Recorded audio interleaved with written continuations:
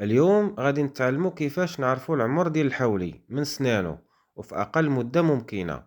تفرج في الفيديو حتى الآخر. خروف سنان الحليب مازال عنده السنان الأولين صغار وبيضين وعمره أقل من عام.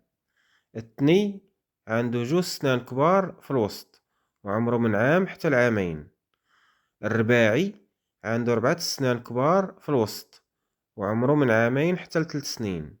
السداسي عنده 6 سنان كبار وعمره 3 سنين حتى ال4.